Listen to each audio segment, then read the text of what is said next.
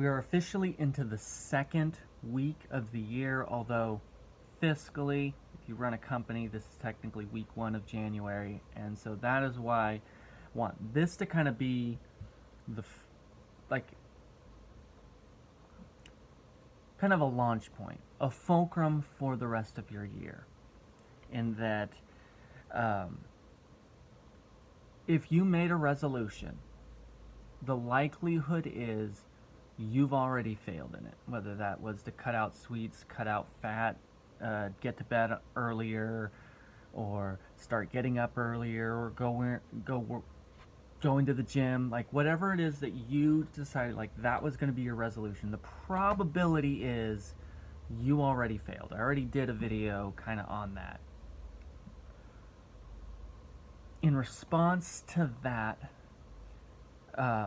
what I want to give you is a little bit of a 5-spoke wheel to kind of set your year on that can help build some traction and get you some momentum, cutting out some things that are harming your ability to kind of succeed in life, and then also to kind of to establish some things that you can build on.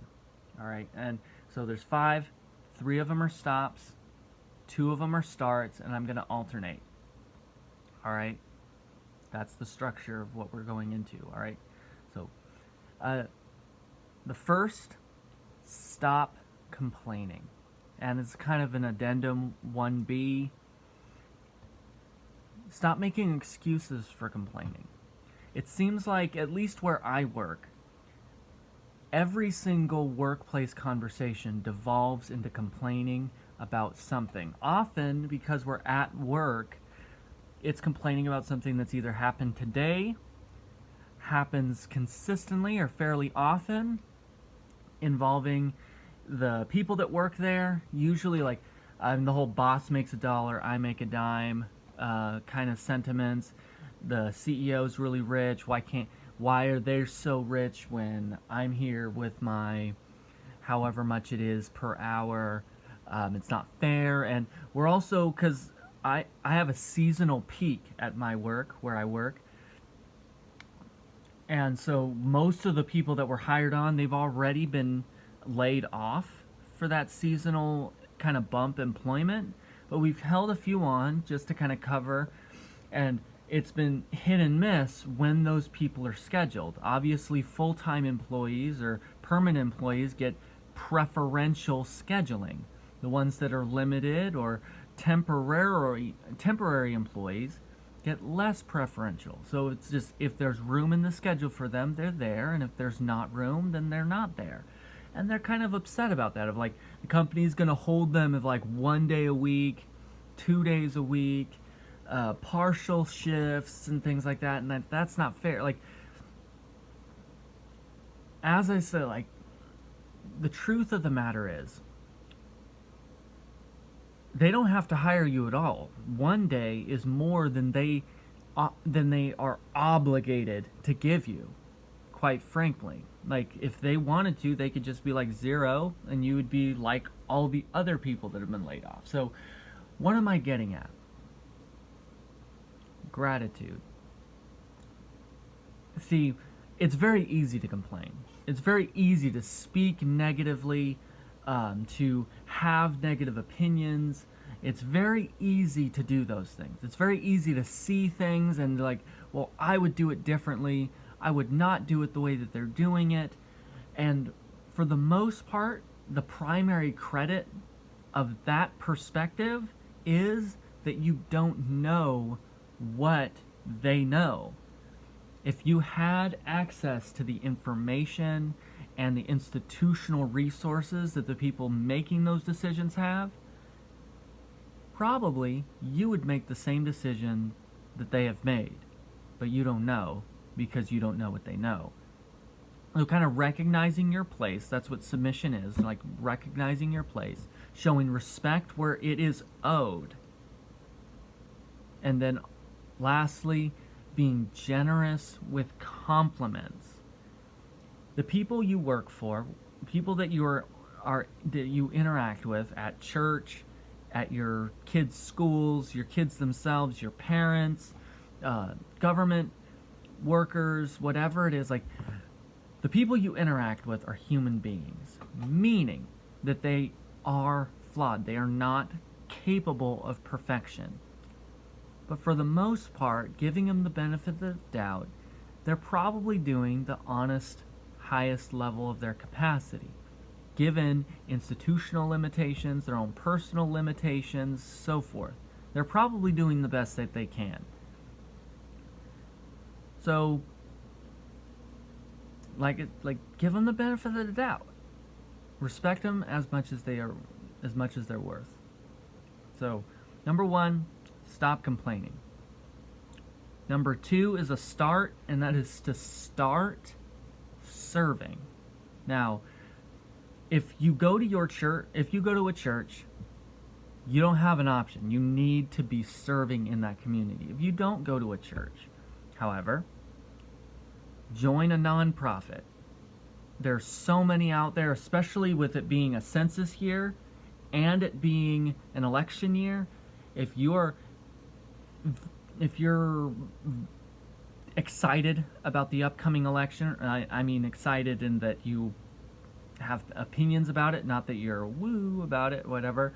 If you have opinions about it, there are so many opportunities for you to get involved, not just with campaigns, but also with ballot measure campaigns and awareness campaigns, propositions. Like, there's so many things out there for you to get involved with where you can volunteer your time, help your community. And, well, if you want to distance yourself from the election stuff, there's homelessness, there's foster families, foster care, resources for their efforts. And then you got adoption, you got working with drug addiction, veterans issues. There's so many instances where you could be out there serving your community, strengthening your environment that you live in. Cleaning plastic out of the ocean, or planting trees. Like, there's so much stuff out there. So join the number 1 and 2 together, and that stop complaining about the things that you see in the world and start getting active and serving your community in whatever those things are. The March of Dimes, American Cancer Society, there's so much stuff out there. There's no excuse for you to be just simply keyboard warrioring your way around. There's no reason for it. There's so many things that you could be doing. All right? So stop complaining, start serving. Number 3 is a stop, and that is stop defaulting to your mobile devices in your free time. What do I mean? You've taken a poop or whatever, you pull out your bright, shiny rectangle, and you end up literally farting away 40 minutes, 30 minutes, wasting so much time on the internet, social media, trying to prove your neckbeard salt worth by embarrassing other people on the internet or sharing memes or whatever it is. That, like, so much time is wasted on that stuff. If you were to just simply carry a pocket-sized book of any variety, it just boom, and so you've got a minute, or you're in between tasks at work, and instead of defaulting to your smartphone, you pulled that book open, you would go through at least 10 books a year, which would probably be 10 more than you read last year because of your shiny rectangle. So that's just one rate. Like, you don't realize how much time you're wasting, how much time that you would discover immediately for going to the gym, for working out, for studying new subjects and new, just whatever else that's out there in the real world that you could be learning about, that you could be helping others. That's where you would probably find most of the time that you have to serve your community is just vacuumed up by your obsession with this pocket-sized rectangle. So If you would, so stop complaining about stuff, especially the stuff you can't control. Start serving your community. Stop defaulting to your smartphone. Number 4, start reading more. I already kind of alluded to this a little bit. Like, as you separate yourself from, as you cut yourself off from the addiction that you have to social media and to that stuff on the internet you waste time with, as you cut yourself off from that, you will find so much extra time. Additionally, you don't even know how much harm you're doing to your eyes because of the emitted light that comes from the backlight of your smartphone versus the reflected light of looking at a paper book or to other things like that. You don't even know. But it's a lot, especially the blue. Like, you will find it easier to sleep. You will find it, like, there's so many benefits to this, but simply reading. If you were to just set aside, you know what, I want to get through 10 books a year, and just like, this is like, even going to the trouble of, I'm going to buy those 10 books, and I'm going to set them on the shelf, and I'm going to get through, like, this is what I'm going to do, you would be amazed that you'd not only run out of books, you'd get through all 10 of those, but you would find that you would learn new things. You would discover whole new, like, worlds of fiction and stuff that are out there that you can indulge in. Maybe even find some things like, oh, I'm going to write a new book. I'm going to get into poetry. I'm going to discover classics. Like, there's so many things that are out there that are so worthwhile. But once you've separated yourself from the umbilical cord that is the glowy rectangle, all right? And then lastly, stop looking at pornography. Stop looking at porn. Now, someone like, well, what do you mean stop? Like, it's so ubiquitous that the whole month of November is dedicated to it. It's so ubiquitous that Canada tried to have a study on the effects that pornography has on the human brain, but they had to abandon it because they couldn't find a control group which had never been exposed to pornography. That's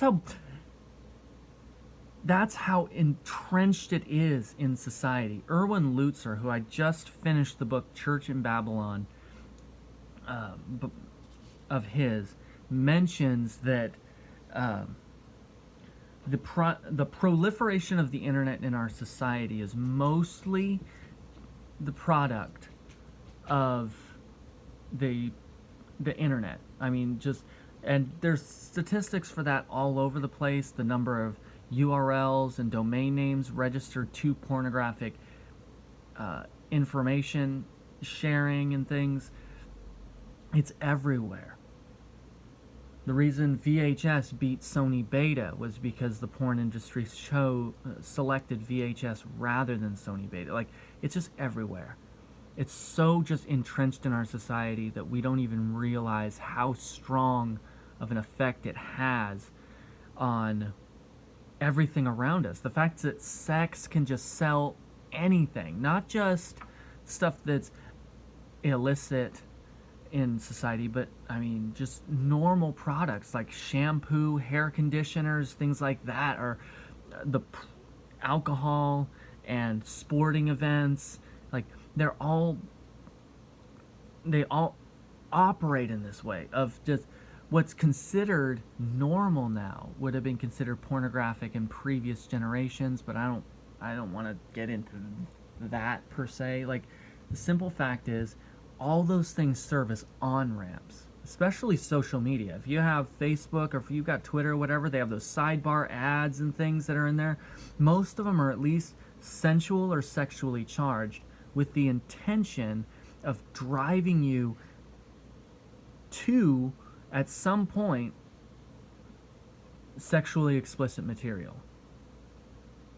Google is one of the worst as far as like they just recently stopped taking money from AdWords regarding stuff like that, although rumors about them reversing on that decision. But simple fact is, it's so easy to attain, just like the fact that we carry it with us everywhere that we go. It's a fierce beast to wrestle with, undoubtedly. But if you do so, your relationships will benefit. You'll have greater intimacy, security, communication with your significant others. You'll have a healthier spiritual life as well. I mean, obviously, the effects of cutting up such a mainstream of sin out of your life will help you. But additionally, the weights of things like shame and guilt on you, that, like, if your wife was to just grab your phone off the coffee table and be like, hey, what's going on? What would she find? You have the power to control and decide that. So, this is what I'm getting at, right? I am firm in my belief that if you just follow those 5 principles for the rest of this year, your 2021 will be infinitely stronger transition than 2020 was for you. That's my thesis.